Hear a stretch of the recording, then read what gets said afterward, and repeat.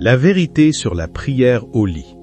Regardez ceci maintenant avant qu'il ne soit trop tard.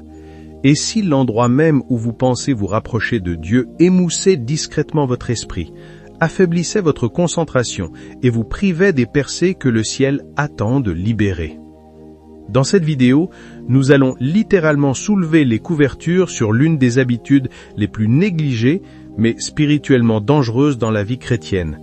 La vérité sur la prière au lit n'est pas ce que vous pensez. Et si vous ne la comprenez pas maintenant, cela pourrait vous coûter de la puissance dans la prière, de la clarté pour entendre Dieu et des victoires dans des batailles que vous ne saviez même pas perdre. Restez avec moi, car à la fin de cette vidéo, vous n'approcherez plus jamais la prière de la même manière. Commençons. Numéro 1. Le danger d'une foi confortable. Quand votre lit devient l'autel de la paresse, bien-aimé, la parole de Dieu dans Proverbes 6, 9, 10 pose une question percutante. Jusqu'à quand resteras-tu couché paresseux?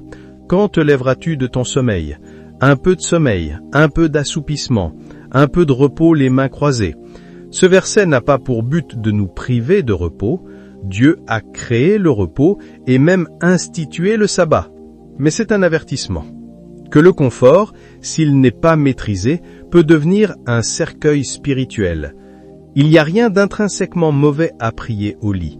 Il y a des nuits où la fatigue s'abat sur votre corps comme un lourd manteau, ou des matins où la maladie vous empêche de vous lever. Dans ces moments, Dieu entend même la prière murmurée depuis votre oreiller.